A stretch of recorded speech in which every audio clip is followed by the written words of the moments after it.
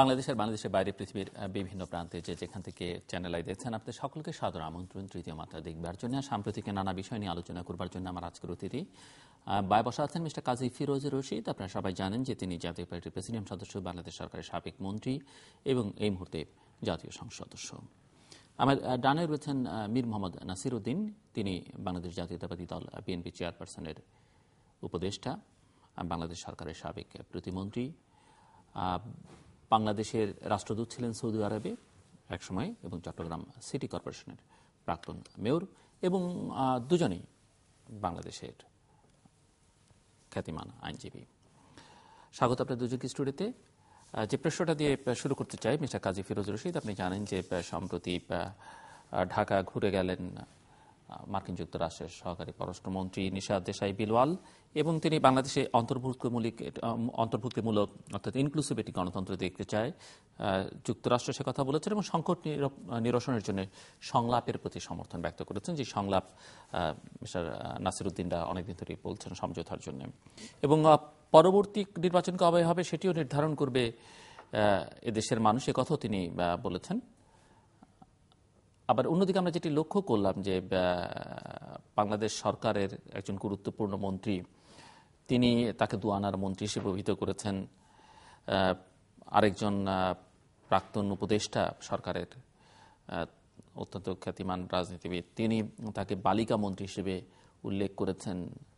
So আমার যেটি প্রশ্ন, যে যুক্তরাষ্ট্রের বাংলাদেশের গণতন্ত্র সম্পর্কে যে বক্তব্য, সেটি আপনি কিভাবে দেখেন? দ্বিতীয়ত,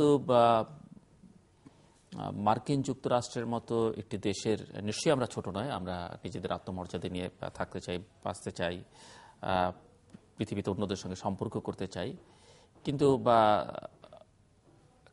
কারো অবস্থানকে অস্বীকার করারও কোনো সুযোগ আছে বলে মনে হয় না। এবং সেক্ষেত্রে একজন সম্পর্কে এই ধরনের মন্তব্য, একজন মন্ত্রী বা রাজনীতি সম্পর্কে এই ধরনের মন্তব্য কতটা রাজনৈতিক শিষ্টাচারের মধ্যে পড়ে, বা এর একটা রাজনৈতিক প্রভাব কি হতে পারে ভবিষ্যতে বাংলাদেশের রাজনীতির প্রতি, আপনি কি মনে করেন? ডিসেম্বর আমাদের বিজয়ের মাস।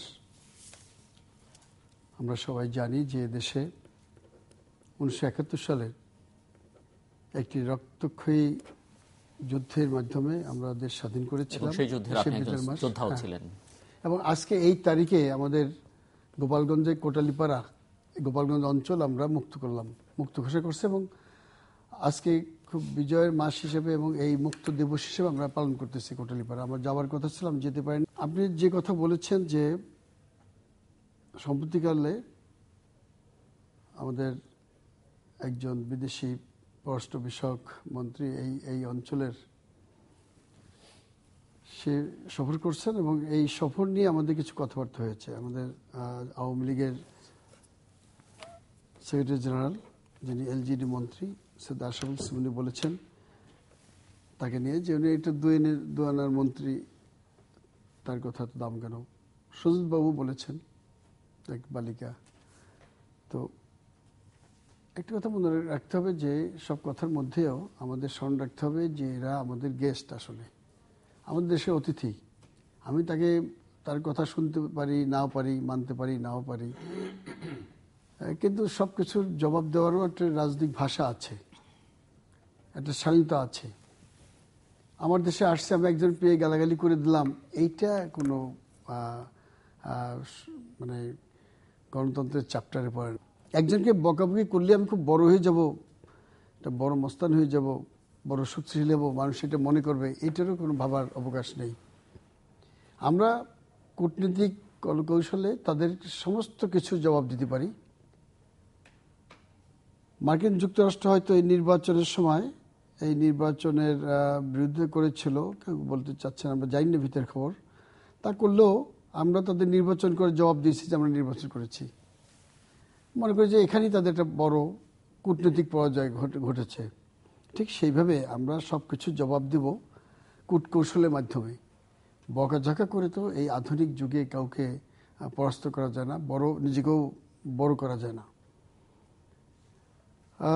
গণতন্ত্রের কি সংজ্ঞা, যে ভাই এখনো আমার কাছে এটা স্পষ্ট। আমি গণতন্ত্রের ছাত্র না। আগে শুনতাম যে of the people, by the people, for the people, এই সমস্ত কথাবার্তা বইতে লেখা ছিল। এখন বিএনপির কাছে গণতন্ত্রের এক ভাষা, ক্ষমতা আসবে গণতন্ত্র চর্চা করবে, গণতন্ত্র হয়ে যাবে। আওয়ামী লীগ যখন ক্ষমতা আসবে তারা যা করবে এটাই গণতন্ত্র। অর্থাৎ জনগণ যখন যার শাসন সেটিকে গণতন্ত্র মনে করে। এই জন্য গণতন্ত্রের কি প্রকৃত রূপ আছে, কি গন্ধ আছে, এর কি আদর্শ আছে, নির্যাস আছে, এর কি সুবিধা কি অসুবিধা, এইগুলো কিন্তু এখন পর্যন্ত আমাদের দেশে আমরা ভোগ করতে পারিনি, বুঝতে পারিনি। যার যার খেয়াল খুশি মতো গণতন্ত্র চর্চা হচ্ছে। আজকে আপনি দেখেন সমস্ত ফুটপাতটা দখল করে মানুষ দোকান করে দিছে। পরিণতি কি হয়েছে? এই রাস্তার মধ্যে দিয়ে লোক চলাচল করতেছে, বাচ্চাদের নিয়ে স্কুলে যেতেছে। এটা কি যে দোকানদারি করছে আমার গণতান্ত্রিক অধিকার, আমি পাসবুকি করে আমি ফুটপাতে করছি, আমি তো চাঁদা দিচ্ছি সবাইকে। আর যে রাস্তার মাঝখান দিয়ে সেখানে আমার অধিকার আছে না রাস্তা দিয়ে হাঁটা। আপনার ফুটপাত দখল করছেন, তো আমি রাস্তার মধ্যে হাঁটবো কি ফুটপাত দিয়ে হাঁটবো, আকাশ দিয়ে যাবো? অর্থাৎ সবাই আমরা সবার গণতান্ত্রিক চর্চা করতেছি এইভাবেই। এখানে কোথায় শেষ আমি তো জানি না, তবে একটি কথা সবাই করে যে এইটা কিন্তু কোনো গণতন্ত্রের চ্যাপ্টারে পড়া উচিত না। সিগন্যাল আছে রাস্তায়, আপনি দেখবেন যে লাল সিগন্যাল জ্বলতেছে, সমস্ত গাড়ি যাচ্ছে। সবুজ সিগন্যাল আছে, গাড়ি থামাই দিচ্ছে। তো এই যে উল্টে পাল্টা, যার যখন ইচ্ছে হাতে উঠে এই সমস্ত গাড়ি থামাই দিচ্ছে। আমরা যদি ম্যানুয়ালি সমস্ত ট্রান্সপোর্ট করি, তাহলে সিগন্যাল কি দরকার ছিল? কোটি কোটি টাকা খরচ করে এই সিগন্যাল কাদের জন্য? শুধু ভোগান্তির জন্য? ঢাকা শহরে তো এখন কেউ মুভ করতে পারে না। ধানমন্ডি থেকে আমাদের মধ্যশীল যেতে কখনো কখনো 2 ঘন্টা সময় লাগে, মাথা ঘুরতে থাকে। কাজকর্ম কোনো জায়গায় কোনো কিছু করে যাওয়া যায় না। তো এইটা যদি এই সমস্ত যদি যার যার ইচ্ছা এই রাস্তা চলে, সমাজ চলে, সব কিছু চলে, তাহলে গণতন্ত্রটা কোথায় আসবে? মানুষ অতিষ্ঠ হয়ে গেছে, স্কুল কলেজে পাড়া প্রতিবেশ ভরে গেছে, এখন আর তো রেসিডেন্সিয়াল এরিয়া নেই। আমরা ধানমন্ডি থাকি, ফুটপাতের উপর দিয়ে কেউ যেতে পারে না, সমস্ত ফুটপাত দখল। কারা করেছে? পুলিশও আছে, এলাকার ছেলেরাও আছে, তারা সমস্ত ফুটপাতগুলো এটা দিয়ে গেছে। তা দিয়ে গেছে কেন? এইটা তো গণতন্ত্র। ভোট পেয়ে যে ক্ষমতা আসলাম, এই ক্ষমতা দেখানোর জায়গা কোথায়? এই যে আমরা রাস্তাঘাট এখন দখল করছি, এইটা তো গণতন্ত্রের চ্যাপ্টারে পড়বে।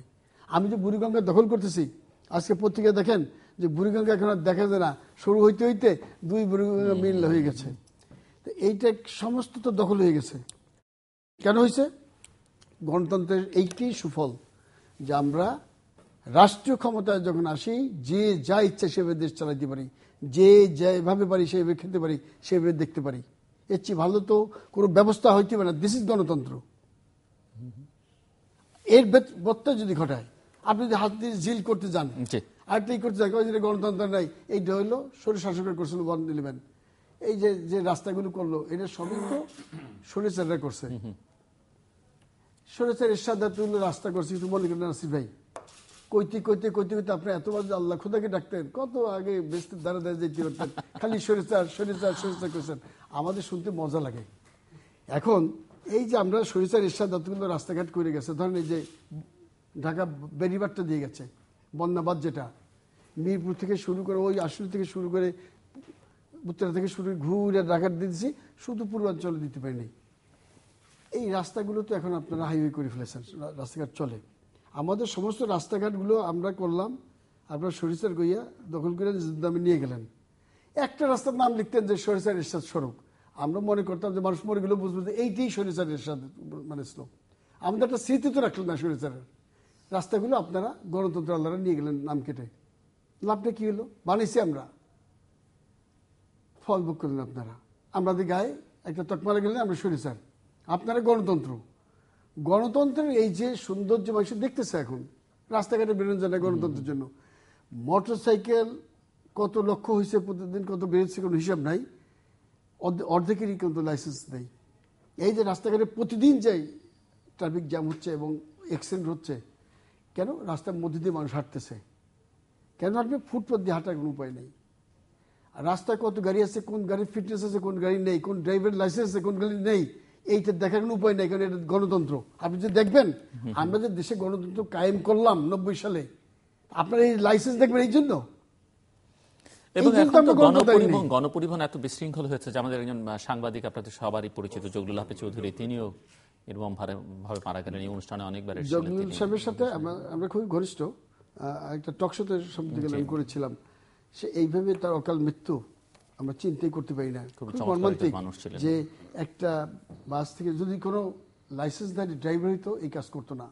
আপনি সম্প্রতি বিদেশ থেকে এসছেন, আপনি দেখবেন গণপরিবহনে আমরাও যাই বিদেশে গেলে, সব বাস ট্রাম টিউবে চলে, দরজাটা খুলবে, সবাই উঠবে, আবার একটা স্টেশন যাবে, প্রথম নামবে, তারপর উঠবে, তারপর সব গ্লাসটা দেখে আসছে টিপ দিলে অটোমেটিক বন্ধ হয়ে গেল। এখানে তা না, একটা লোক নামতে গেছে, টান দিয়ে ফেলে দিয়ে চলে গেল। সাউথ আফ্রিকাতে দেখলাম যে মানুষ রাস্তা পার হচ্ছে, কখনো জেব্রা ক্রসিং দিয়ে, বা কেউ যদি এমনিতেও একটু এদিক সেদিক দিয়ে পার হচ্ছে, 5 হাত দূরে গাড়ি থেমে যাবে। ওই লোক যদি রাস্তায় দাঁড়িয়েও থাকে, দ্বিধাগ্রস্ত থাকে, বা কোনো কারণে মুভ করছে না, তাহলে কিন্তু গাড়ি একটা আমাদের এখানে আপনি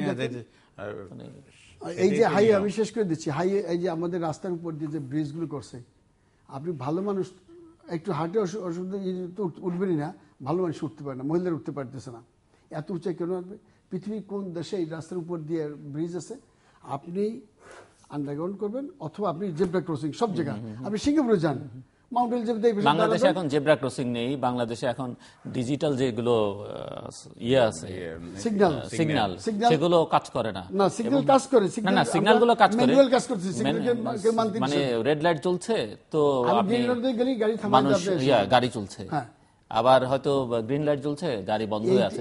এবং বাচ্চারা যখন গাড়িতে থাকে, মানে আমার বাচ্চারাই জিজ্ঞেস করে যে বাবা আমরা শিখলাম তো এটা, মানে এই যে এখন তো রেড লাইট, ও গণতন্ত্র শিখে নাই তো, আর ও শিখছে তো ওই বই কথা, গণতন্ত্র শেখাচ্ছেন আসলে। ও গণতন্ত্র শিখতে হলে মাথা ঠিক রেখে চলতে হবে, কোন সময় কি করবে, নিজে কি করবে, রাস্তার মধ্যে দিয়ে চলবে, এটি গণতন্ত্র। আসবো আপনার কাছে আবার মিস্টার মীর মোহাম্মদ নাসিরউদ্দিন, যে বিষয় নিয়ে আমরা কথা বলছিলাম, এবং এর মধ্যে গণতন্ত্র, আপনাদের প্রসঙ্গ মিস্টার কাজী ফিরোজ রশিদ টেনে এনেছেন। বিএনপি চেয়ারপারসন ইতিমধ্যেই বলেছেন যে ডিসেম্বরের পর আন্দোলন হবে। তো আসলে ডিসেম্বরের পর কবে হবে? কারণ আন্দোলন না হোক, মানুষ হরতাল ধর্মঘট চায় না। যদি আপনারা দুটো ঈদ গেছে, বারবারই বলছিলেন ঈদের পরে হবে, ঈদের পরে হবে, এখন বলছেন ডিসেম্বরের পরে হবে। কিন্তু বাংলাদেশের আন্দোলনের সিজন কিন্তু নভেম্বর, ডিসেম্বর, জানুয়ারি, ফেব্রুয়ারি, মোস্টলি মার্চ পর্যন্ত। এর বাইরে তেমন কিছু কখনো কয়েকটি ইস্যুর উপর আলোচনা করেছেন। প্রথমত আমেরিকান মন্ত্রী যিনি আসলেন, তাকে সরকারি দলের নেতারা যে ভাষায় সম্বোধন করেছেন, বালিকা এবং কাজের মেয়ে, অ্যাম্বাসাডারকে বলছে একজনের কাজের মেয়ে, কাজের মজিনা, এটা হচ্ছে দাম্ভিকতার চরম বহিঃপ্রকাশ। এবং আজকের প্রধানমন্ত্রী, তিনি শুধু she is the leader for both treasury bench and the opposition. উনি শুধু ট্রেজারি বেঞ্চের লিডার না, উনি এমন একটি সংসদের নেতা যিনি বিরোধী দলের নেতাগুলো তিনি অ্যাপয়েন্টমেন্ট দিয়ে থাকেন, এবং বিরোধী দলের মধ্যে কোনো গোলমাল হলে সেটা নালিশ ওনার কাছে করা হয়, উনি সেটা সুরাহা করে দেন। আর স্বৈরাচার এরশাদ সাহেবকে স্বৈরাচার যারা বেশি বলেছেন, এবং সেই এরশাদ সাহেবকে নিয়েই এই সরকার, এবং সেই এরশাদ সাহেব, আপনারা কি একটু কম বলেছেন স্বৈরাচারের? আমরা বলেছি, এখনো বলছি, আমরা বলেছি, এখনো বলছি। কারণ আমরা এরশাদ সাহেবকে স্বৈরাচার বলেছি, এবং আমরা ইতিহাস বিকৃত করে ক্ষমতাকে কুক্ষিগত করার জন্য একদম চোখের কোনো লজ্জাসরম বাদ দিয়ে এরকম একটা নগ্ন খেলায় মত্ত হয়ে নেই ক্ষমতার জন্য। এবং এরশাদ সাহেবের এখন প্রয়োজন, ওনাকে স্বৈরাচার ওরা যারা ডেকেছেন তাদের বিরুদ্ধে একটা মানহানি মামলা করা, যে গণতন্ত্রের চ্যাম্পিয়নরা আমি ছাড়া নির্বাচন করতে পারে নাই, আমাকে নিয়ে নির্বাচন করেছে, এবং আমাকেও, আমি একজন সাবেক প্রেসিডেন্ট, আমাকে এই সরকারের একজন বিশেষ উপদেষ্টা নিয়োগ দিতে হয়েছে, এবং তিনি সেই পতাকা নিয়ে খুব আনন্দে তিনি ঘুরছেন। কোথায় চলে গেছে রাজনীতি? আরেকটা হচ্ছে যে সংলাপের কথা আপনি যেটা বলেছেন, আমি সবসময় বলি যে সংলাপ, সংঘাত এড়ানোর জন্যে সংলাপের কোনো বিকল্প নেই। গণতন্ত্রের পূর্বশর্ত হচ্ছে আপনি আলোচনা, সংলাপ করে সমস্যা সমাধান করা। মাননীয় প্রধানমন্ত্রী বিদেশ থেকে সফরে এসে গতবার একদম ওপেন বলে ফেললেন যে খুনিদের সাথে কোনো আলোচনা হবে না। তিনি হয়তো ভুলে গেছেন তিনি খুনি কাকে বলেছেন, কাকে চিহ্নিত করতে চেয়েছেন আমি জানি না। তবে খুনির জন্য দুইটা পর্ব আছে, একটা হলো ৭৫ পূর্ববর্তী, একটা ৭৫ পরের। ৭৩ সনে আজকের সরকারের যিনি মুখপাত্র আহসানুল হক ইনু জাসদের নেতা ছিলেন, ক্যাপ্টেন মনসুর আলীর বাড়ি ঘেরাও করার পরের দিন তিনি একটা স্টেটমেন্ট করেছিলেন যে ২০,০০০ জাসদ কর্মীকে খুন করেছে রক্ষী বাহিনীকে দিয়ে আওয়ামী লীগ। আর ৭৫ আপনার মর্মান্তিক ঘটনার পরে খুনের বেনিফিশিয়ারি ছিল খুনদার মোস্তাক সাহেব, এবং ঘটনা ক্যাবিনেট ফরম করেছে আওয়ামী লীগকে দিয়ে। রক্ত শুকানোর আগে তার আগে শপথ নিয়েছিল। আমি সেটা না বলে শুধু বলতে চাই যে ১৯৭১ সালে ৩রা মার্চ জন এহয়া খান পূর্ব পাকিস্তানের কি বলে সংসদ মুলতবি করেছিল, সেদিন সারা পূর্ব পাকিস্তান আগুন জ্বলছিল। কিন্তু তারপরও এহয়া খানের সাথে পূর্ব পাকিস্তানের অবিসংবাদিত নেতা তখন তিনি আলোচনা করেছিলেন। আজকে তিনি যার সাথে আলোচনা করবেন না বলছেন, ওনার সাথে স্বৈরাচার এরশাদের বিরুদ্ধে ৮২ সাল থেকে আপাতত ৮৬ পর্যন্ত একসাথে আন্দোলন করেছিলেন। আজকের এই সংসদীয় পদ্ধতির আপনার যেটা আউটকাম পুনর্স্থাপন বা পুনর্চালু, যেটা ৭২-তে চালু হয়েছিল, 4th অ্যামেন্ডমেন্টে বাতিল করা হয়েছিল, আবার ১৯৯১ সনের ২৬শে সেপ্টেম্বর 12th অ্যামেন্ডমেন্ট করে আবার সংসদীয় পদ্ধতিতে আমরা ফিরে আসি। মেজর কন্ট্রিবিউশন ছিল বিএনপি চেয়ারপারসন ম্যাডাম খালেদা জিয়ার। কারণ আমাদের দলের ম্যানিফেস্টোতে আমরা রাষ্ট্রপতি শাসিত সরকার পদ্ধতিতে বিশ্বাসী ছিলাম।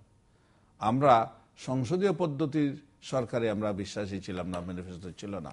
কিন্তু সেদিনও দেশের স্বার্থে আলোচনায় করে এই পদ্ধতি আমরা ফিরে আসছি। আজকে দেশের সবচাইতে বড় সংকট হচ্ছে একটি মাত্র কারণে, যে কেয়ারটেকার গভর্নমেন্টের কনসেপ্ট বাতিল করাই আজকে রাজনৈতিক সংকটের কারণ। এবং সেই সংকট ঘনীভূত হচ্ছে, অনেক অনেক অনেক ঘনীভূত হচ্ছে এই সংকট। এই সংকট কোনোদিন হতো না। এই রাজনৈতিক সংকটের কারণ হচ্ছে যে কেয়ারটেকার গভর্নমেন্টের কনসেপ্ট বাতিল করার ফলে এটা হয়েছে। আমি আরেকটা বলতে সেখানে হচ্ছে কি, যে প্রাইম মিনিস্টার যেখানে এত ক্ষমতাসীন, তিনি এই সংসদের প্রধান, তিনি প্রধানমন্ত্রী, তিনি দলীয় প্রধান, তিনি আবার বিরোধী দলের গার্জিয়ান, হ্যাঁ, এত অদম্য ক্ষমতা যার, তার মন্ত্রীরা এই দাম্ভিকতার সাথে কথা না বলে কেই বা বলবে? আপনার একটা রাজনৈতিক শিষ্টাচার বলে একটা কথা আছে, এরা হলো বিদেশি, আমি তাদের পক্ষে বলছি না, আমরাও কোনো জাতি হিসেবে কোনো ছোট নই। একজন রাষ্ট্রদূত, তাকে কাজের মেয়ে মজিনা বলা, একজন মন্ত্রীকে বালিকা বলা, 2 আনার মন্ত্রী বলা, এইটা আমাদের আন্তর্জাতিক পরিমণ্ডলে আমাদের সম্পর্কে মানুষের ধারণা খুব, এটা এটা এটা অত্যন্ত নিচু ধারণা হবে, এটা কোনো উচ্ছ্বসিত কোনো ধারণা পোষণ করবে না মানুষ। আজকে আমার ভাই যিনি বলছেন যে গণতন্ত্র, শোনেন, গণতন্ত্রকে বিভিন্ন জনে, বিভিন্ন শরীরে শাসক গণতন্ত্রকে বিভিন্ন রূপে এটার একটা রূপায়ণ করতে চেয়েছিল। জাস্ট ইউ স্টার্ট ফ্রম আইফানস বেসিক ডেমোক্রেসি। তিনি গণতন্ত্রের কথা বলে বেসিক ডেমোক্রেসি চালু করেছিলেন, টিকতে পারেন নাই। তারপর আপনার জামাল আব্দুল নাসেরের প্রেসিডেন্সিয়াল ডেমোক্রেসি ইন ইজিপ্ট, সেটাও চলতে পারে না বেশিদিন। নক্রমের আপনার কন্ট্রোল ডেমোক্রেসি, সেটাও চলতে পারে নাই। আজকে যে কারফিউ ডেমোক্রেসি চলতেছে দেশে, সেটাও বেশিদিন টিকবে না। কারণ ডেমোক্রেসি এটা কারো ইচ্ছার উপর এটার কনসেপ্ট রেডি হয় না। এইটার শাশ্বত বাণী যে জনগণ তার নেতাকে নিজের ইচ্ছায় নির্বাচিত করবে এবং সে নিজের ইচ্ছায় নিজের অধিকার সে ভোগ করবে, ফান্ডামেন্টাল রাইট সে এনজয় করবে। আপনি বেসিক ডেমোক্রেসি জয়েন করেছিল আইফান 10 years, 1 decade ডেভেলপমেন্ট 1968-এ, তারপর সমত যায় নাই, 69-এ ক্রস করতে দেয়নি দেশের মানুষ। আপনি একটা সিস্টেমকে যদি নিজের মতো করে আপনি করতে চান, আজকে গণতন্ত্র, আমার আশ্চর্য লাগে এই যে আওয়ামী লীগ, এটা একটা ঐতিহাসিক দল, গণতন্ত্রের জন্য যুদ্ধ করেছে এবং শেষ পর্যন্ত এই দল আবার গণতন্ত্রকে হত্যা করে একদলীয় সরকার কায়েম করেছে, যাক সেখান থেকে ফিরে আসছিল। আবার আজকে গণতন্ত্রের নামে দেশে কি চলছে বলেন তো? গণতন্ত্র নামে যদি এই ধরনের আপনার দেশি বিদেশি শক্তির সাথে আপনার জনগণ আজকে এখন অবাধ হত্যার উৎসব চলতেছে দেশে। আপনার উনি বলেছেন এই যে ট্রান্সপোর্ট সমস্যা, ট্রান্সপোর্ট এটা তো একদম, এটা মানুষের কাছে যে হারে গুম হয়েছে, যে হারে খুন হয়েছে, একটার কোনো বিচার হয়নি। ওনারা কথায় কথায় বলে ওনারা অসাম্প্রদায়িক, রামুর মন্দির ভাঙার কোনো বিচার হয়েছে? আমরা বারবার বলছি যে ওনারা বলেন বিএনপি জঙ্গিবাদ বা বিএনপি মৌলবাদ, এদেরকে নিয়ে এইসবগুলি করছেন। আমরা একটা তদন্ত কমিশন গঠন করা হোক সুপ্রিম কোর্টের অ্যাপিলেট ডিভিশন যে সিনিয়র জাজকে দিয়ে, যে এইসব মন্দির ভাঙার পিছনে কারা আছে। এগুলি সব কতগুলি অ্যারেঞ্জ গেম ক্ষমতায় টিকে থাকার জন্য। আমি সেই জন্য বলবো যে আমি সরে চারো কাউকে বলি না, আমি কাউকে গণতন্ত্রের চ্যাম্পিয়নরা যারা দাবি করছে, আমি আজকে মনে করি বাংলাদেশে এই গণতন্ত্র এখন লাইফ সাপোর্ট আছে। আপনার ভেন্টিলেশন কেড়ে নিলে তার গণতন্ত্রের যে মানে অক্কা পাবে সেটা কোনো সন্দেহ নাই। আজকে আমাদের সবাইকে একটি মতে আসতে হবে যে বিউটি অফ ডেমোক্রেসি হচ্ছে আমরা একটা নির্বাচনে সবার অংশগ্রহণ নিশ্চিত করা, এবং সবার অংশগ্রহণ ছাড়া যে নির্বাচনটা হয়েছে সেই নির্বাচন মানুষ প্রশ্নবিদ্ধ নির্বাচন, অগণতান্ত্রিক সংসদ, অদ্ভুত ধরনের একটা সরকার গঠন করা হয়েছে। এবং আমি শুধু অ্যাপ্রিসিয়েট করব, কয়েকদিন একটা সামিট হয়েছিল former high commissioners of Bangladesh and India, সেখানে একজন কূটনৈতিক একটা সত্য কথা বলেছেন যে Pinak Ranjan Chakraborty, Indian former high commissioner, তিনি বলেছেন যে Bangladesh should go back to the ideal democracy. আমরা চাই একটা গুড ইলেকশন এখানে হোক। উনি এই কথা বলতে পেরেছেন, আমাদের দেশের তথাকথিত কূটনীতি যারা ছিল তারা এই কথাটা রিট্রেট করতে পারে নাই। জি, আসবো আবার আপনার কাছে। আসলে যে সেই ওনার কথাই ফিরে আসে, সর্বনাশটা করছে থেকে ওনারা গণতন্ত্রের চর্চা না করে কয়েক যে এটা এরশাদ সাহেব ছিল প্রেসিডেন্টের পদ্ধতি, আমরা একদিনে ওই যে 12তম সংশোধনী করলো পদ্ধতি, এটা পাশ করেই ওটা করলো যে গণতন্ত্র হয়ে গেছে। পার্লামেন্টারি ফর্ম অফ গভর্নমেন্ট এনে বললো যে গণতন্ত্র পরিপূর্ণ হয়ে গেছে, এখন যে যা পারো করো। ওই সেই হইতেই শুরু হয়েছে সংকটের মূল এটা উৎস হচ্ছে ওনরা। আপনি একটা প্রেসিডেন্ট পদ্ধতি ছিল, আপনি সেটা দিয়ে নির্বাচন করে দেখতেন যে কি অবস্থা দাঁড়ায়। আপনি পদ্ধতি চেঞ্জ করলেন, কি প্রেসিডেন্ট থেকে আপনি আনলেন সংসদীয় পদ্ধতিতে। গণতন্ত্র কতটুকু হয়েছে, সংসদীয় ক্ষমতা কতটুকু হয়েছে, সেই চেয়ারেতে বসে আপনার দেশ চালাইছেন। চেয়ারটা চেঞ্জ হয় নাই, সেই সচিবালয়টা চেঞ্জ হয় নাই, শান শওকত বাড়ি ঘর এটা সেটা ক্ষমতা আরো বাড়ছে, অনেক বৃদ্ধি পেয়েছে। পদ্ধতি তো দোষ না, দোষ হচ্ছে আমাদের। আমরা যখন যার বাড়ি এক্সিডেন্ট করছে, এরশাদ সাহেব ফ্লাইওভার করতে গেছিল, ওটা বন্ধ করো। উপজেলা করতে গেছে এরশাদ, ওটা বন্ধ করে দাও, তাহলে গণতন্ত্র ফিরে এলো। ওটা সরিচার করছিল। এই জন্যই আজকে দেশের এই দুরবস্থা। এই সরকার একটা অঙ্গ, সরকার একজন পার্টনার। এখন এরশাদ সাহেবের বিরুদ্ধে কেউ বলছেন না, সরকারি দল বলছেন না, আপনি কোথায় বসে এরশাদ সাহেবকে সাপোর্ট করতেন? আমরা তো মাইকের চেপায় পড়ে গেছি। আমরা কার যে খালু এটা আমরা জানি না। আমি আপনাকেও ম্যানেজ করতে হবে, সবাইকে ম্যানেজ করে আমাদের চলতে হবে। আমরা যদি ট্যাকটিক্স গেম না খেলতাম তা আপনাদের মতো অবস্থা আমাদের হইতো। আপনার দেখেন না কি অবস্থায় পড়ছে, করতে পারেন না। না আমি জানি, জনগণ জানে আমরা কি আছি। ওনাকে ওনার আপনি তো বেঁচে থাকবেন, উনি মারা যাওয়ার পরে একটা জাদুঘর করে ওনাকে জাদুঘরে সংরক্ষিত রাখতে হবে। এই কারণে জাতির ইতিহাসে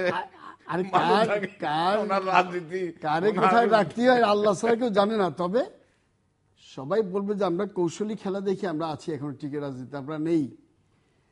আপনি বলছেন সংলাপ, কার সাথে সংলাপ হবে? স্পষ্ট আওয়ামী লীগ বলে দিছে যে যারা আমাদের হত্যাকারী, যারা মানুষ হত্যা করেছে, যারা আমাদের গণতন্ত্রকে নষ্ট করতে চেয়েছিল, অর্থাৎ একটি রাজনৈতিক দলকে ধ্বংস করার জন্য 21শে আগস্ট গ্রেনেড হামলা করেছে, এটা তাদের কথা। কোর্ট একদম পিএম বলেছেন।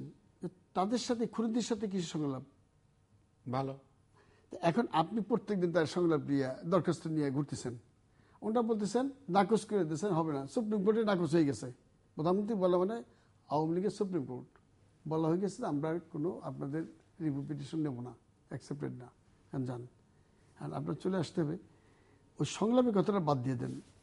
জনগণই হচ্ছে সকল ক্ষমতা উৎস এবং জনগণের রায় হচ্ছে গণতন্ত্রের শেষ কথা।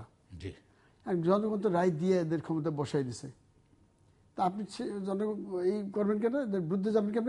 কত পার্সেন্ট ভোট দিল এটা বড় কথা না, জনগণের রায় ছাড়া তো তারা ক্ষমতা বসতে পারে না। তারা তো কোনো সামরিক অভ্যুত্থান করে ক্ষমতা বসেনি।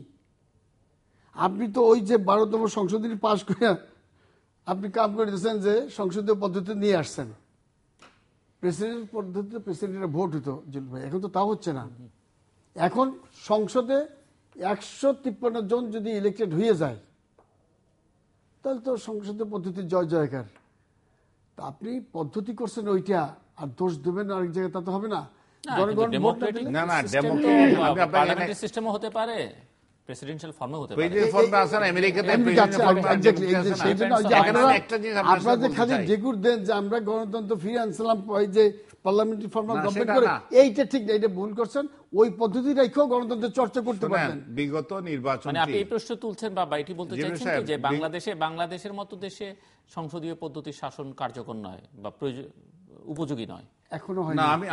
আমি যেটা না সেটা না, আমি সংলাপের রেফারেন্স আসতে চাইছিলাম যে আমাদের শিক্ষিত পদ্ধতি সরকার থেকে আমরা চেঞ্জ করে সংসদীয় পদ্ধতি আসছি সংলাপ করে, এবং সংলাপই হচ্ছে গণতন্ত্রের আপনার মূল মন্ত্র। উনি যেটা বলছেন নির্বাচন 5ই জানুয়ারি নির্বাচন, তো নির্বাচন কমিশনের ডেট যে ডেট ফিক্স করেছে সেই ডেটটা হয় নাই, নির্বাচন হয়ে গেছে 15 দিন আগে।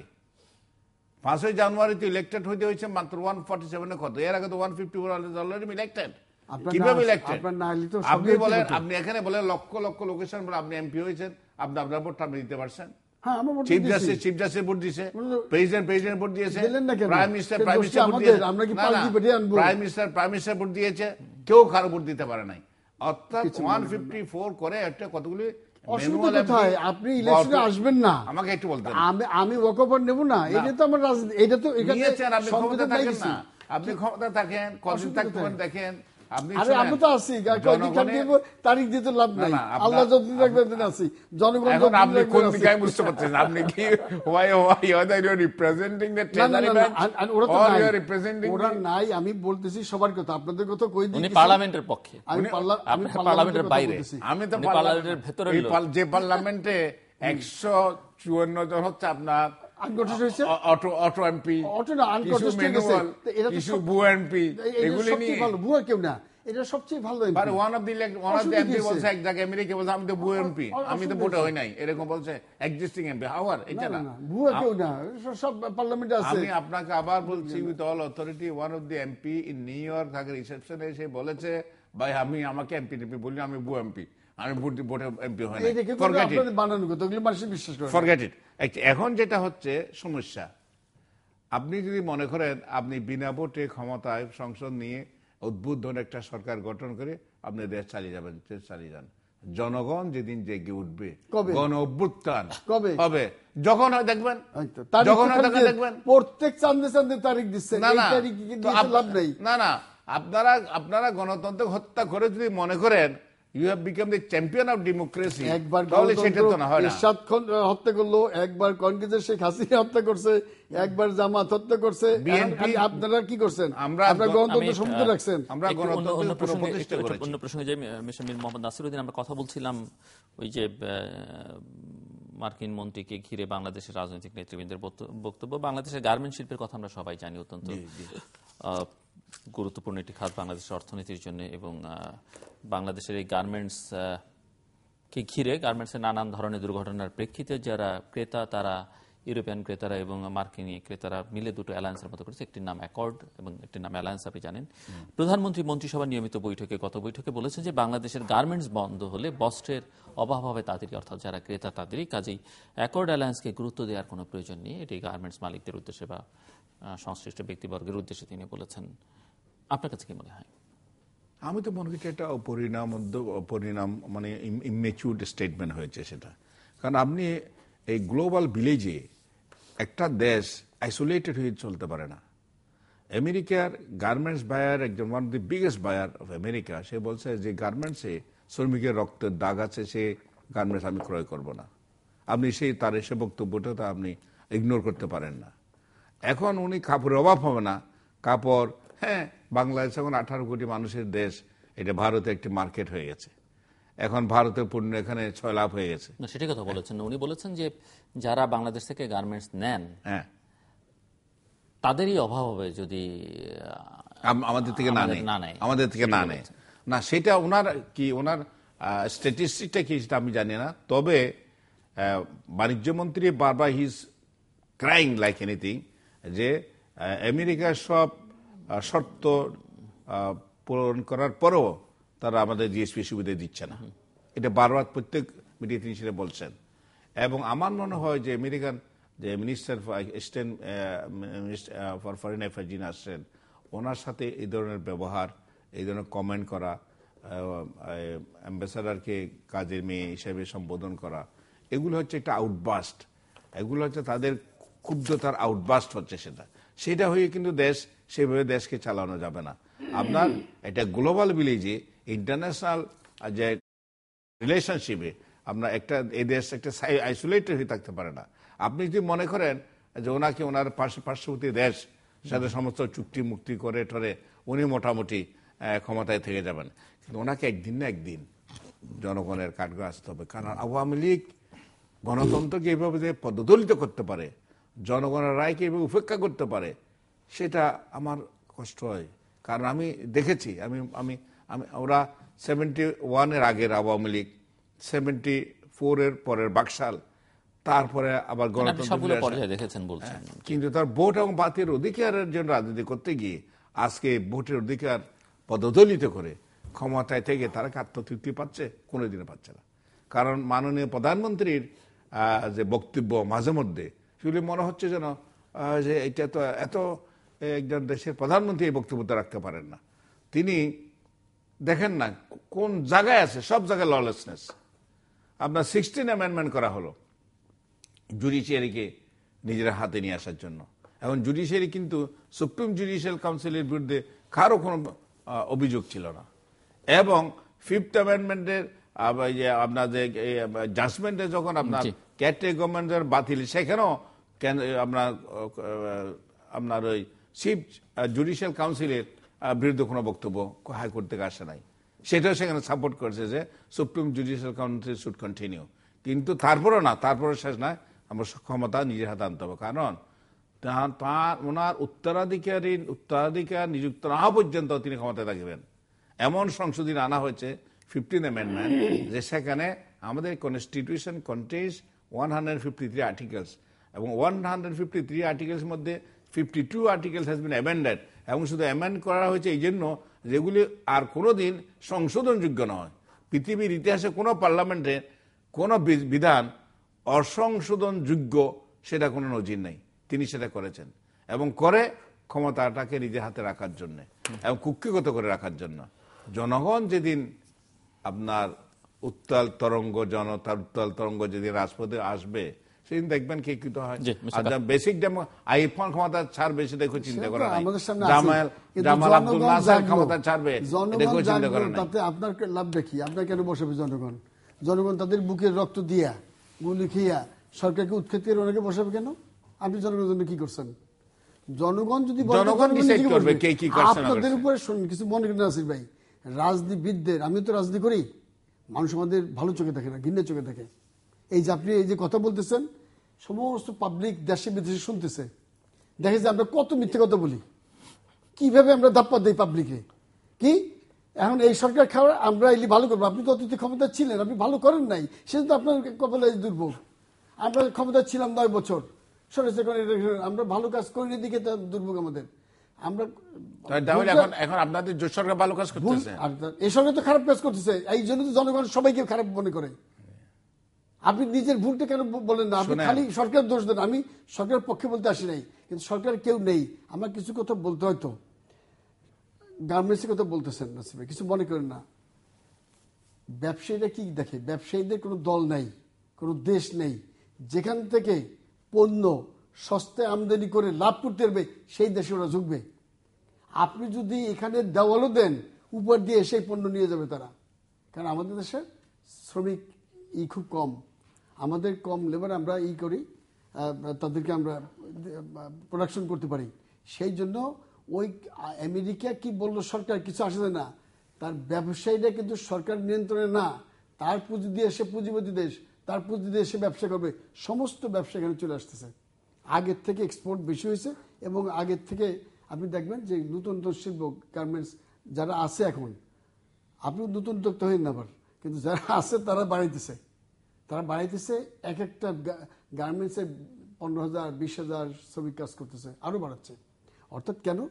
উপর দিয়ে তারা কি বলছে, ভাই যার সাথে দেখাবে অবস্থা ভালো না, খুব খারাপ অবস্থা আছে আগের চেয়ে। তাহলে বাড়ছে কেমন তাদের ফ্যাক্টরি? প্রতিদিন শ্রমিকরা তো বেতন পাচ্ছে ঠিক মতন, বেতন বাড়ানো হচ্ছে, তারপরেও তারা বেতন পাচ্ছে, তার মানে ব্যবসা অনেক ভালো আছে। এইগুলো গার্মেন্টসের কথা। আমাদের পলিটিশিয়ানদের একটা অসুবিধা যে আমরা যখন যে বলি যে আমাদের চেয়ে ভালো কাজ কেউ করে নাই, কিন্তু মানুষ কিন্তু আমাদের সবার কিন্তু শুনতেছে, কে কি করছি অতীতে, এখন করতেছি। ফিরোজ রশিদ যে কিনবে বলেই, বা আমার এখানে শ্রম সস্তা, আমার এখান থেকে সস্তায় নিতে পারবে বলেই যে নিবে, বা আমরা তাদেরকে ইগনোর করব, বা এই যে কোনো কিছু মানতে হবে না, কমপ্লায়েন্সের ইস্যুগুলো মানতে হবে না, বা আমরা আমাদের কাজের এনভায়রনমেন্টটা ইমপ্রুভ করার চেষ্টা করব না, সেটি কি কোনো অবস্থাতে গ্রহণযোগ্য কিনা? আর আপনি তো জানেন যে আপনি নিজেও বাইরে বহু দেশ ঘোরাঘুরি করেন এবং রিসেন্টলিও ঘুরে এসেছেন, যে ব্যবসায়ীদের হোক আর সরকারকে হোক বা পলিটিশিয়ানদের হোক, দেশের নাগরিকদের কিন্তু একটা মাথায় রেখে সবকিছু করতে হয়, অন্তত বাইরের দেশে তাই করা হয়। এবং ওখানে যারা ক্ষুদ্র ক্রেতা আছে, যারা, তারা যদি মনে করে যে আমি এই দেশের জিনিস নিব না, এরকম হয়েছে রানা প্লাজার পরে যে আমরা না কিনবো না, বললাম না যে সেটা কিন্তু হতে পারে। গার্মেন্টসের রক্তের দাগ, এই গার্মেন্টস আমরা কিনবো না আমেরিকান, সেটা হচ্ছে না শুনেন, আমি বলি রাষ্ট্র পরিচালনায় ডিজাস্টার হয়ে গেছে, আমরা কেউ করি নাই, তারপরে আমরা কিছু চাই না। কারণ আমাদের এই শিল্পটাতে আমাদের দেশকে বাঁচিয়ে রাখছে, নাহলে এখানে এই যে 50 লক্ষ মেয়েরা, এরা কোথায় যাইতো বলেন? এরা কাজ করে, বাড়িতে কাজ করলো, প্রত্যেকদিন জামার সাথে মারামারিতে কিলিকিলি হইতো। এখন এরা নিজেরা স্বাবলম্বী হয়ে যাচ্ছে। এটা একটা বিরাট অর্থনীতিতে এরা যে ইটা দিচ্ছে, ব্যাকআপটা দিচ্ছে, এটা বিরাট ব্যাপার। আমাদের লাইফস্টাইল চেঞ্জ হয়ে গেছে। এই জন্য আমাদের, শোনেন, এখন ব্যাপার হয়ে গেছে, দেশটা তো আমার আপনার। আমরা এই সমস্ত ছোট ছোট গার্মেন্টস একদিন হয় নাই, একটা বাসা ভাড়া নিয়ে করছে কিছু লোক। একটা ঘটনা খুবই দুঃখজনক যে এই ধরনের ঘটনা ঘটতে পারে না, এবং তাও আমাদের টিওনো ছিল তাদের সামনে, তারা ঘটেছে, তাদেরকে বাদ দিয়ে দিচ্ছে আইনের ফাঁকে। সবগুলোকে ফাঁসি দেওয়া উচিত ছিল, এটা নিঃসন্দেহে কোর্স ফেরা দেওয়া উচিত ছিল, যে এই সমস্ত আগাম তোমরা কেন করবা, এতগুলো জীবন্ত মানুষকে তোমরা কিভাবে পেতে পারবা।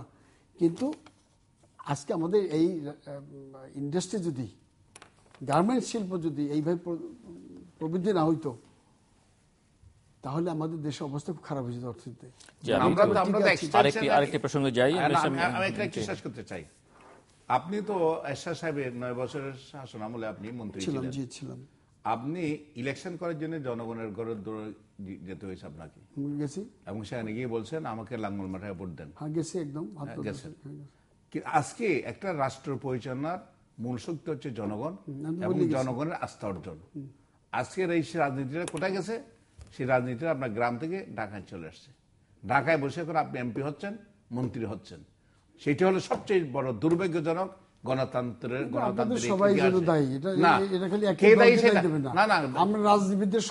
আমি বলছি। আমি দায়ী, আপনি দায়ী, সবাই ফার্স্ট ইলেক্টেড হয়ে আপনি যেদিন সুপ্রিম কোর্টে গেলেন, গোপালগঞ্জ থেকে আপনি ইলেক্টেড হলেন, বুঝছেন, সুপ্রিম কোর্টে কোয়াইট স্মার্ট গাই। আপনাকে সেখানে গিয়ে থেকে ভোট করে আপনাকে এমপি হয়ে ঢাকা আসতে হয়েছে। আজকে আপনাকে এই গ্রামে গিয়ে মানুষের কাছে গিয়ে ভোট চাইতে হচ্ছে না।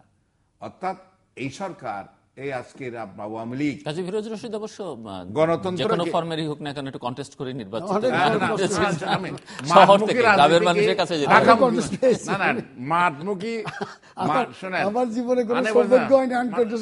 মাঠমুখী রাজনীতিকে ঢাকামুখী করে রাজনীতিকে ধ্বংস করে দিয়েছে। এবং আমার মনে হয় এরা সিদ্ধান্ত নিচ্ছে রাজনীতি করবে না, মিস্টার জনগণকে নিয়ে রাজনীতি করবে না। অন্য একটা চ্যাপ্টারে যাই আমরা, যে 18তম সার্ক শীর্ষ সম্মেলন অনুষ্ঠিত হয়ে গেল এবং সেখানে বিদ্যুৎ চুক্তি সই হচ্ছে, কিছু সুনির্দিষ্ট প্রতিশ্রুতি সম্বলিত একটি 36 দফা কাঠমান্ডু ঘোষণাও দেওয়া হচ্ছে।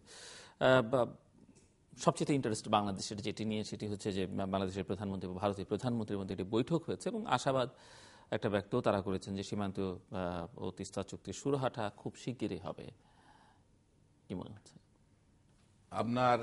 গত 42 বছর এই সমস্যার সমাধান হয় নাই, আগামী 42 বছরে হবে না বলতে চাই। আই এম শিওর এটা একটা স্ট্যান্ডবাজি। আপনার 154টি নদীর কার স্ট্যান্ডবাজি? না না, এটা এটা এটা এটা আলোচনা স্ট্যান্ডবাজি। আপনি শোনেন, 54টি অভিন্ন নদীর বিভিন্ন পর্যায়ে পানি প্রত্যাহার করার ফলে উত্তরাঞ্চলে 185টি নৌরুট আজকে আপনার বন্ধ হয়ে গেছে। আপনার যখন আমরা তিস্তার পানির কথা বলবো তখন ওরা ফেডারেল গভর্নমেন্টের কথা বলে, যে ফেডারেল টাইপ অফ গভর্নমেন্ট, আমরা মমতাকে উপেক্ষা করে কিছু করা যাবে না। 42 বছর সমস্যার সমাধান হয় নাই, আজকে কিভাবে একদিনে চুক্তিও করবে?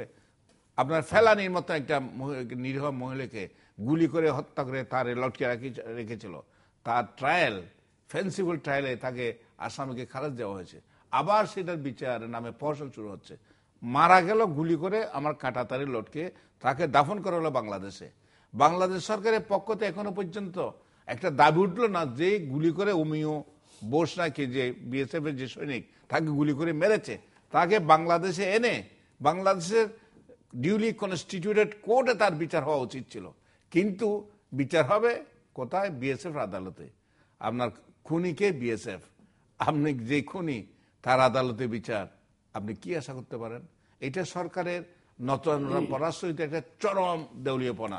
কারণ আমার বোন এখানে এসে গুলি খেয়ে বাংলাদেশে তার দাফন হয়েছে, তার লাশ এখানে। অতএব বাংলাদেশের উচিত ছিল যে দায়ী তাকে বাংলাদেশে নিয়ে এসে এখানে সিস্টেম আছে ডেফিনেটলি। আমি কি ওখানে বিচার করব? আমার বিচার ওখানে হবে? আমি ওই সন্ধ্যে এনে বিচার করতে পারবো? না না না না, শুনেন, তাহলে কি না না যুদ্ধ ভাই, আমার বোন একটাকে গুলি করে দেখে, পাইসের বড় একটা গুলি করে দেখুক, দেখে মায়ানমার বড় একটা গুলি করে দেখুক। আমেরিকা, না শুনেন, ইসরায়েল আর ভারত, হ্যাঁ, এদের যে বর্ডার আছে, এই বর্ডারে আপনি ভালো জানেন, এই বর্ডারে তারা সব থেকে বেশি গুরুত্ব দেয়। বর্ডারে তাদের থাকে, বর্ডার ক্রস করে দেখলে গুলি করে দেবো। আমাকে বর্ডার যত মানুষ মারছে পৃথিবীর কোনো বর্ডারে তো মানুষ না, এরকম একজন পাইসেন বর্ডার একটা গুলি করে দেখুক, একজনকে মেরে দেখুক, কি করবে, কি অবস্থা হয়। আরে সাহেব, মায়ানমার দিকে একটা গুলি করে মেরে দেখুক, চায়না বর্ডার একটা গুলি করে মেরে দেখুক, আমি সেটা বলছি না। না না, বিএসএফ আদালত না করে তাদের সিভিল আদালতে এটার বিচার হতে পারে। কারণ আমি দেখি বিএসএফ যেখানে তাকে গুলি করে হত্যা করেছে, সেই বিএসএফ কর্তৃক গঠিত আদালতে তার বিচার হওয়াটা কতটুকু যুক্তিযুক্ত দেখেন না। কি হয়, কি হবে? খালাস হবে, আর কি হবে? আমরা করতে পারি কি বলেন? না, ওখানে দাবি, ওখানে যে সিভিল কোর্ট আছে, আপনি তো লেনে ঘোষণা করেন যে আপনি কোনদিন ক্ষমতা আসলে বিএনপি ওই আইন না ওরে এই যে বিচার করবে, এটা করেন। না না না, আমি না, ওখানে যে সিভিল কোর্ট আছে, ওখানে সিভিল কোর্টে, ওটা ক্রিমিনাল কোর্টে তাদের এখতিয়ার, তাদের এখতিয়ার। বিএসএফ এ আদালতে ওদের বিচার হবে, যিনি গুলি করে হত্যা করছেন।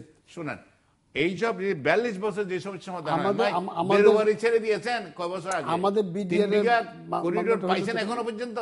কিছু পাবেন না। হ্যাঁ, তো কিছু পাবেন না, দিয়ে আসছেন, সব দিয়ে দিচ্ছেন, নো কি রুট দিচ্ছেন, ট্রানজিট দিচ্ছেন, তারপর আর কি ক্ষমতা থেকে কি কি আনছিলেন এটা হিসাব দিয়ে যান, কিছু পারেন নাই। এটা সার্ক ইজ এ টোটাল, সার্কের এই সম্মেলনটা, let me come to concrete point, এই গত সম্মেলন এটা অ্যাবসলিউটলি টোটাল ফেলিউর। কারণ সার্কের একটা পায়াস উইশ ছিল সীমান্ত চুক্তি, ভারতীয় সীমান্ত সংসদীয় স্থায়ী কমিটির প্রতিবেদন হিসেবে লোকসভা জমা করেছে, এবং আসাম টাসাম এইসবের যে আমাদের মন্ত্রী বলছেন যে সরকার শিগগিরই বিলটি পাস করতে চাইছে, সরকার স্ট্যান্ডিং কমিটিতে সিদ্ধান্ত হয়েছে। কিন্তু আসামের যে বর্ডার, এবং সাথে সাথে একটা ওয়ার্নিং দেওয়া হয়েছে যে বাংলাদেশি কোন অভিবাসী যে জন্য আমরা খবর আছে, সেটা কিন্তু প্রধানমন্ত্রী বলেছেন। আমি শুধু আপনাকে এটা বলতে চাই যে আমরা ভারতের প্রতিবেশী, ভারত আমাদের বন্ধু প্রতিম দেশ। ভারত যদি একটু আপনার উদারতা দেখায়, সমতার ভিত্তিতে এই সমস্যাগুলি সমাধান হতে বাধাটা কোথায়? ফারাক্কার সমস্যা আছে কয় বছর, আপনার তিস্তা, টিপাইমুখ বাঁধ, আপনার এই বর্ডার তো একটা রক্তাক্ত বর্ডারে পরিণত হয়েছে। সেই দেখি বিএসএফ একটা গুলি করে 5টা মারুকতে গিয়ে পাকিস্তানের, আর 5টা মারুকতে মায়ানমারের, 5টা মারুকদের চায়না, আরে দিল্লির মশলা কাম করবে। কি বলেন? আসলে আপনাদের আমি অনেক বেশি খবর রাখি আপনারা দিল্লি বলতে পাগল হয়ে যান, এই দেশের মানুষের পক্ষে থাকেন। এদেশের মানুষ আপনাকে ক্ষমতা বসিয়েছে, আপনাদের দেশে সব মানুষ, এদেশের মানুষ একদিন, এদেশের মানুষ একদিন গর্জে উঠবে। ক্ষমতা 2বার ছিলেন, তিস্তা ব্যারেজও একদিন দেখতে গেলেন না, ফারাক্কা ব্যারেজের কাছেও গেলেন না, খালি ওই যে কইয়ে ভোটই নিলেন। সবাই বলছেন, সরকারও বলছেন, আপনারাও বলছেন, আমরাও চাই যে 2021 সালের মধ্যে বাংলাদেশ একটি মধ্যমায়ের দেশ হবে। এবং এই প্রসঙ্গে অর্থনীতিবিদ ডক্টর দেবপ্রিয় ভট্টাচার্য, যিনি সিপিটির একজন সিনিয়র ফেলো, ডিস্টিংগুইশড ফেলো, তিনি বলছেন যে 2021 সালের মধ্যে বাংলাদেশ মধ্যমায়ের দেশ হবে বলে অনেকে তৃপ্তি বোধ করলো, তা হবার পথ দেখা যাচ্ছে না। আর এর প্রতিক্রিয়ায় বাণিজ্য মন্ত্রী তোফায়েল আহমেদ বলেছেন যে এরা শুধু নেগেটিভ কথা বলে, অথচ বিশ্ব স্বীকৃতি বাংলাদেশের পক্ষে। আইপিও হয়েছে, তারপরে সিপিও হয়েছে। আমরা একটু ওনার মন্তব্য শুনে নিয়ে আমি আসছি আপনার কাছে। আসলে আশা তো আমরা করতেই পারি। আশা, আমাদের একমাত্র আশা হচ্ছে আমাদের 16 কোটি মানুষ, এদের যদি আমাদের প্রত্যেককে যদি আমরা কাজ দিতে পারি এবং দেশে যদি প্রচুর ইন্ডাস্ট্রি হয়, এই সমস্ত নাসিবরা যদি আর নেগেটিভ অ্যাটিটিউড না দেখিয়া, খালি ক্ষমতা আসার স্বপ্ন না নিয়া, ওনারা যদি দেশের কাজে লাগে, প্রচুর টাকা আছে বিএনপি, তারা যদি এখন ইন্ডাস্ট্রি বলে ঠিক আছে 5 বছর ইলেকশন আমরা ইন্ডাস্ট্রি করি, কিন্তু বাধা দেবে না, আপনারা আসেন, বিদেশে না থেকে না দেইয়া টাকা পয়সা দেশে ইন্ডাস্ট্রি করেন, কিন্তু ইন্ডাস্ট্রি কেটে লুট করবে না, আপনার দেশের কাজ করেন। ক্ষমতা একদিন তো রাজনীতি করতে গেলে ক্ষমতা আসবে, জনগণ ভোট দিলে আপনি ক্ষমতা বসবেন, অতীতেও ছিলেন, ভবিষ্যতে বসলে কেউ তো না করবে না, কিন্তু মানুষের কল্যাণে নিজেকে করতে হবে। শুধুমাত্র সবকিছু নেগেটিভ দেখবেন। দেবপ্রিয় বলছে যে হওয়ার সম্ভাবনা উনি দেখছে না, আমরা বলতেছি সম্ভাবনা আছে, কারণ এই দেশে তো আমরা একটা অংশীদার, সবাই সব দেশের নাগরিক হিসেবে আমি চাবো না যে দেশটা ধ্বংস হয়ে যাক। আমাদের তো আর বিদেশে থাকার জায়গা নাই, আমরা তো সেকেন্ড সিজন হইনি কোথাও। আমার তো এই দেশে আরো 2টা যুদ্ধ যদি করতে হয়, তারপরে এই দেশে আমার থাকতে পারবে, আমি তো আর ওই দেশে যেয়ে রুটি মিলে খাইতে পারবো না। আমরা এই বয়সে যে ওখানে কি করব, আমার সমস্ত ফ্যামিলি শিফট করতে পারবো না, অথবা আমাদের এই দেশের এই গাছের নিচে থাকতে হবে। সেজন্য আমরা আশাবাদী যে 2021 সাল কেন, তার আগেই আমরা চলে যাবো মধ্যমায়ের দেশে। এখন হ্যাঁ, এইটা 21 না হয়ে 50 হয়ে যেতে পারে, জীবনে না হইতে পারে, কিন্তু আমি আশা করতে আমার কোনো অসুবিধা নেই। আপনি সেই আশাই করবেন না, আপনার একমাত্র আশা আপনি ক্ষমতা যাবার পরে সবকিছু করবেন। ক্ষমতা যাইয়া ওই লাড্ডু খেয়ে লাভ কি? আপনার শরীর দল কি শেয়ার করে? কোনটা? শুনেন, আমি কোন শরীর দলকে খুশি করার জন্য কথা বলি না। না, আপনার জোট কি সেটা শেয়ার করে? আমি আপনাকে বলি, আমাদের কনস্টিটিউশন আছে আর্টিকেল 7 এ জনগণই ক্ষমতার উৎস, সর্বসাইতে ক্ষমতার দরকার জনগণ। শুনেন না, এখন সেটা চেঞ্জ হয়ে গেছে, এখানকার সমগ্র ক্ষমতার মালিক, অধিপতি, সম্রাট বা সম্রাজ্ঞী আমাদের প্রধানমন্ত্রী, অফুরন্ত ক্ষমতা। একদম একমত। আমাদের প্রধানমন্ত্রীরা ওই যে আপনি এই 12তম সংসদে পাশ করলেন 12 অ্যামেন্ডমেন্ট, এরপরে সমস্ত প্রধানমন্ত্রী তো একই ক্ষমতা পাইছে। আমাদের প্রধানমন্ত্রী, আপনার প্রধানমন্ত্রী এই একই ক্ষমতা ভোগ করছে না? না, আপনাদের এই প্রধানমন্ত্রী আমাদেরটা ছিল ট্রেজারি বেঞ্চের লিডার, এখনকার হচ্ছে ট্রেজারি বেঞ্চ এবং অপোজিশন দুজনের লিডার। আমাদেরটা বিরোধী দলকে আমরা ফেস করতে হতো, এখন বিরোধী দলের সমস্যা হলে আমাদের প্রধানমন্ত্রী সেটা সমাধান করেন। আমাদের প্রধানমন্ত্রী সেই দিক থেকে বাংলাদেশের ইতিহাসে সবচাইতে ক্ষমতাধর প্রধানমন্ত্রী হচ্ছে আজকের প্রধানমন্ত্রী, কারণ তিনি একটা রাষ্ট্রপতিকে তার উপদেষ্টা বানাতে পেরেছেন, একটা দলকে নিজে টিকিয়ে রাখছেন একটা দলকে, এই প্রধানমন্ত্রী। অতএব উনি অসম্ভব। আওয়ামী লীগে ডিপেন্ড করতে আসছেন, এই মুশকিল এটা সুবিধা হইতো। তবে আপনাদের আপনারা এই দেশের যে ক্ষতি করে গেছেন, যে সর্বনাশ করে গেছেন, শুধু নিজেদের ক্ষমতা কুক্ষিত করার জন্য আপনাদের পলিসি ব্যান করে দেওয়া উচিত ছিল। কারণ একটি কিছু মনে করেন না, একটা দেশে একটি জনসভা আপনি গেট মাইরা সেই দলের নেত্রীকে মাইরে ফেলাবেন, এইটা কি রাজনীতি? এটা কি কোনো গণতন্ত্র করছেন? কেন একটা লোককে গুলি করে মাইরে গণতন্ত্র প্রতিষ্ঠা করবেন? এইটা আপনি ক্ষমতা কুক্ষিত করতে চেয়েছিলেন না, কেন আপনি ওটা করলেন? আপনি মাঝে মধ্যে বিএনপির প্রসঙ্গ টেনে আনছেন। এর মধ্যে বিএনপি নেতা মওদুদ আহমেদ, ব্যারিস্টার মওদুদ, তিনি বলছেন যে তারা যদি ক্ষমতায় যান তাহলে সম্প্রচার নীতিমালা বাতিল করবেন। আপনার প্রশ্ন, আপনি এটি বিশ্বাস করেন কিনা? দ্বিতীয়ত, বিএনপির এক সময়কার নেতা ব্যারিস্টার নাজমুল হুদা, তিনিও ব্যারিস্টার, তিনি সম্প্রতি একটি নতুন রাজনৈতিক দল করেছেন, বাংলাদেশ মানবাধিকার পার্টি, সংক্ষেপে বিএনপির মতই অনেকটা শুনতে বিএমপি। এবং কয়েকদিন আগে তিনি আসলে এই অনুষ্ঠানে বসেই প্রথম তিনি তার দলের ঘোষণা এবং পরিকল্পনা জানিয়ে গিয়েছিলেন।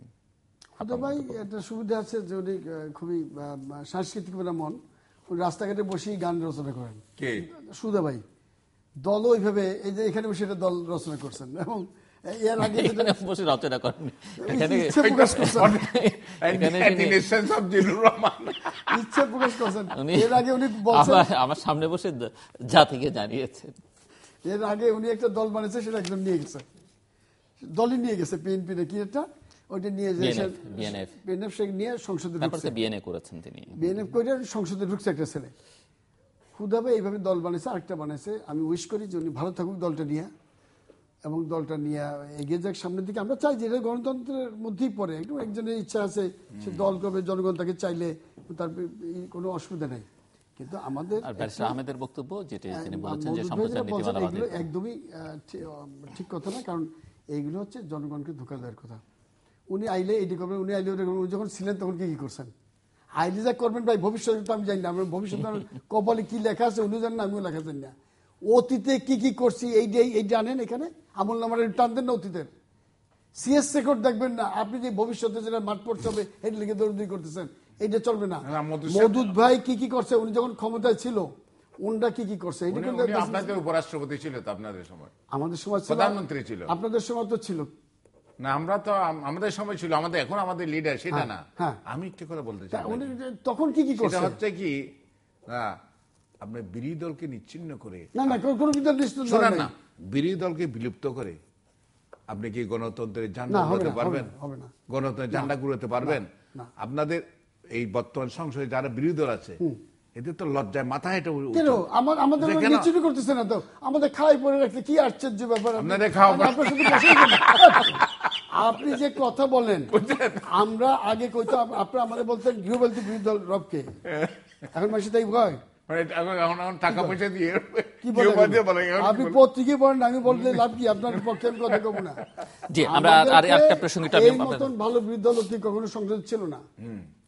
এরকম সার্টিফিকেট আপনাদেরকে দিয়েছে কে দিচ্ছেন? মোহাম্মদ নাসিরউদ্দিন, আরেকটি প্রসঙ্গে মন্তব্য নিয়ে আমি শেষ করবো, কারণ আমার হাতে আর সময় নেই। যে আপনি জানেন যে পার্বত্য শান্তি চুক্তির 17 বছর পূর্ণ হয়েছে সম্প্রতি, এবং এখনো পাহাড়ে আসলে শান্তি আসেনি, অনেকের মতো টেনশনটা আছেই, এবং শান্তি বাস্তবায়ন না হলে 1 মে থেকে অসহযোগ আন্দোলনের একটি ঘোষণা দিয়েছে জনসংহতি সমিতি। শান্তি চুক্তি করেছিল আওয়ামী লীগই, তাদের দায়িত্ব সেটা বাস্তবায়ন করা। শুধু তাদের দায়িত্ব কেন, তার মাঝখানে তো আপনারাও ক্ষমতায় ছিলেন। আমরা শান্তি চুক্তি সম্পর্কে, শান্তি চুক্তির পরে আপনারা ক্ষমতায় এসেছেন, আমরা ক্ষমতায় ছিলাম, তখন তারা আমাদের বিহেভিয়ার, সরকার চুক্তি করেছে, আওয়ামী লীগ করেনি। আওয়ামী লীগ সরকার করছে, আওয়ামী লীগ সরকার করেছে, আওয়ামী লীগ সরকার করেছে, সরকারের তো একটা কন্টিনিউশন। এর আগে আমরা ছিলাম, আমরা শান্তি চুক্তি করে নাই। আমরা এই যে খাগড়াছড়ি, কিন্তু আপনারা তো চুক্তিটা বাতিলও করেননি। না আমরা এদেরকে ইন্টেনশন, আমাদের কনস্টিটিউশন হচ্ছে unitary type of government, unitary type of constitution. সেখানে রিজিওনাল কোনো রিজিওনাল কোনো আপনার কমিটি, রিজিওনাল কোনো গভর্নমেন্ট থাকতে পারে না, সেখানে রিজিওনাল কোনো স্ট্রাকচার থাকতে পারে না। এবং আমাদের 8th অ্যামেন্ডমেন্টে হোসেন মোহাম্মদ এরশাদ সাহেব আপনার 4টা ডিভিশনের 4টা হাইকোর্ট করেছিল, এবং সেটাকে হাইকোর্টে চ্যালেঞ্জ করে হাইকোর্ট একটা জাজমেন্ট দিয়েছে, বলছে যে as it is a unitary type of government having one constitution, no federal type of government না, অথবা এখানে এগুলি থাকতে পারবে না। আমরা সেই পয়েন্টে সমাবেশ করছে, আমি কিন্তু পক্ষে নাসির ভাই হাইকোর্ট যে নিছিলাম আমরা, এখন আমি সাপোর্ট করি, আমি এখন সেটা এখনো সাপোর্ট করি, শেষ করতে হবে আপনাকে, আমি এখনো সেটা সাপোর্ট করি। কিন্তু এই যে হিল ট্যাক্স, এইটা তো ক্রিয়েটেড সমস্যা, এইটা দেখতে হবে। আমাদের ওই জায়গাটা খারাপ ব্যবহার করছে সন্ত্রাসী কর্মকাণ্ডের জন্য। আমরা বারবার বলি যে আমরা আমার দেশ অন্য দেশের বিরুদ্ধে সন্ত্রাসী কর্মকাণ্ডে ব্যবহৃত করতে দেব না। আর হিল ট্যাক্সের ব্যাপারে আমাদের স্পষ্ট কোনো কিছু বক্তব্য নাই, কারণ তারা যেটা বলছে শান্তি চুক্তির বাস্তবায়ন তারা চাচ্ছে, তো বাস্তবায়ন করতে বাধা করে আপনারা করছেন শান্তি চুক্তি, তো বাস্তবায়ন করে দেন। সেটার উপর আমরা সেখানে আমাদের বক্তব্য হচ্ছে we want peace, it is integral part of Bangladesh, we want to keep the hill tracts as an integral part of Bangladesh under one government, not having a regional government. শেষের দিকে আমরা এটা আসলে শান্তি চুক্তিটা একটি ঐতিহাসিক সিদ্ধান্ত ছিল, নো ডাউট। কারণ যে কোনো ওই যে ওরা বলছে যে সংলাপ, যে কোনো কিছু করতে হলে সংলাপে কোনো বিকল্প নাই। সংলাপ মানেই একটা শান্তি স্থাপন, একটা সন্ধি করা, আলোচনা। অতএব যারা এই সমস্ত দীর্ঘদিন যাবৎ পাহাড়ে যারা একটি সশস্ত্র বিদ্রোহ চালিয়ে আসতেছিল, তাদের সাথে খুবই তাৎপর্য এই শান্তি চুক্তিটা সময়চ্যুত হয়েছিল, একদম সময় মতো করা হয়েছিল। এই জন্য আমি সরকারকে সাধুবাদ জানাই। তারপরে দেখবেন যে পাহাড় অনেক শান্ত হয়ে গেছে, অনেক। কিন্তু এইটাকে এখন শান্তি চুক্তির সমস্ত শর্ত হয়তো সরকার পূরণ করতে পারেনি, দেখেই আমাদের জনসংহতি সমিতি প্রধান সন্তুল লারমা উনি এটা আবার একটা হুঁশিয়ারি করছেন যে পাহাড়ে কিন্তু এছাড়াও আরও 2টি রাইভেল গ্রুপ তারা এই সংঘাতে জড়িয়ে পড়ছে। তো উনি সেটার বুদ্ধি সতর্ক করছেন যে পাহাড়ে যদি আর এই ধরনের চলতে থাকে তাহলে উনি 1 মে থেকে আবার এইটার বুদ্ধি উনি অবস্থান নেবেন। আমাদের একটা থাকবে, সবার কাছে অনুরোধ থাকবে যে এটা অত্যন্ত স্পর্শকাতর একটি বিষয়, সতর্কভাবে এবং সহনশীলতার সাথে এই এবং বাস্তবতার নিরিখে এইটাকে কিন্তু সবার দেখতে হবে এবং এইটাকে উপলব্ধি করতে হবে। কারণ এখানে আমি অ্যাড করতে চাই, ওখানে আমাদের সামরিক বাহিনীর ধন্যবাদ সামরিক অবস্থান আরো সুদৃঢ় করতে হবে। দর্শক, আমরা অনুষ্ঠানের শেষ প্রান্তে ইতিমধ্যে সম্পর্ক আপনারা লিখতে পারেন ডাকে, ইমেল, SMS এর মাধ্যমে, ইন্টারনেট আমাদের অফিসিয়াল ওয়েবসাইট অথবা সোশ্যাল নেটওয়ার্কের যেসব পেজ রয়েছে সেসব পেজে আপনারা আপনাদের মতামত রাখতে পারেন। আর আপনাদের মতামতই আমাদের অনুষ্ঠান মাত্র আপনি দেখতে পাবেন প্রতি বৃহস্পতিবার এবং শুক্রবার বাংলাদেশ আমার 2টো, বুধবার দুপুর 11:30 এবং শুক্রবার দুপুর 1:05 দেখবার আমন্ত্রণ রইল। মিস্টার মীর মোহাম্মদ নাসিরউদ্দিন এবং মিস্টার কাজী ফিরোজ রশিদ, অসংখ্য ধন্যবাদ আপনাদের দুজনকে। দর্শক মণ্ডলী, দুজনের অভিজ্ঞ রাজনীতিক অনেক বিষয় নিয়ে আলোচনা করেছেন, তর্ক বিতর্ক করেছেন। মূল কথা, এক জায়গায় তাদের মধ্যে কোনো ভিন্ন মত ছিল না যে রাজনৈতিক শিষ্টাচারের যথেষ্ট পরিমাণে অভাব দেখা যাচ্ছে এবং এটি আসলে এই শিষ্টাচারের অভাব রাষ্ট্রীয় পর্যায় থেকে শুরু করে এখন ব্যক্তিগত পর্যায়ে এসে ঠেকেছে। আমরা মানুষকে সম্মান করতে ভুলে যাচ্ছি, দেশের ভেতরে যারা গুণী সম্মানী মানুষ তাদেরকে যেমন ভুলে যাচ্ছি, বাইরের অতিথিদেরকেও সম্মান করাটা ভুলে যাচ্ছি। এবং এটি যদি দেশের শীর্ষ পর্যায়ের ব্যক্তিবর্গ করে থাকেন তাহলে সেটি যে সমাজে, রাষ্ট্রে, পরিবারে ছড়িয়ে পড়বে না সেটি কিন্তু বলা যায় না।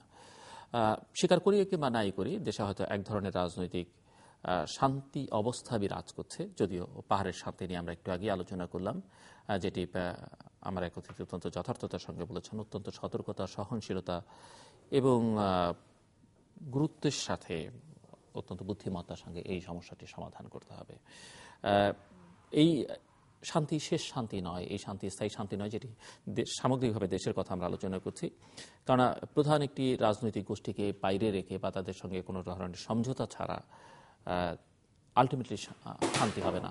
হয়তো আপাত দৃষ্টে মনে হতে পারে যে এই রাজনৈতিক শক্তিটা যারা এখন ক্ষমতার বাইরে বা সংসদের বাইরে আছেন তারা ক্ষয়িষ্ণু, হয়তো হতেও পারে যে তারা কখনো ঘুরে দাঁড়াবেন না, কিন্তু তাদের মধ্যে অসন্তোষ, তাদের সমর্থক গোষ্ঠীর যে অসন্তোষ, সেই অসন্তোষকে যে কখনো আরও মানুষকে সম্পৃক্ত করবে না কিংবা সেই অসন্তোষকে কাজে লাগিয়ে যে অন্য কেউ কোনো অশুভ শক্তি সুযোগ গ্রহণ করবে না, সেটি কিন্তু বলা যায় না। কাজে এটিও একটি সরকারের জন্য সতর্কতামূলক বিষয়, তারা সতর্ক থাকবেন এবং গণতান্ত্রিক রাজনীতি চর্চা করতে চাইলে সংলাপ, সমঝোতা খুবই অপরিহার্য, সহিষ্ণুতা অপরিহার্য।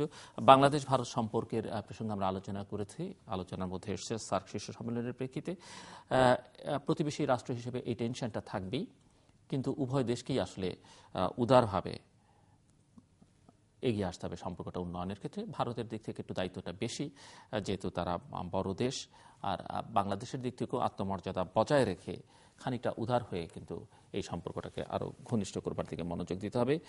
দুজন অতিথি মোটামুটিভাবে একমত, পুরোপুরি হয়তো একজন নন, আরেকজন নিজে যেহেতু বলেছেন যে মানুষ আসলে রাজনীতিবিদদের খুব একটা শ্রদ্ধা করে না। আমরা যদি গণতন্ত্র চাই তাহলে রাজনীতিবিদদের উপরে আমাদের নির্ভর করতে হবে এবং সেই রাজনীতিবিদদের শ্রদ্ধাটাও আমাদেরকে করতে হবে, কিন্তু শ্রদ্ধা অর্জনের কাজটা কিন্তু আমাদের রাজনৈতিক নেতাদেরই প্রধানত করতে হবে।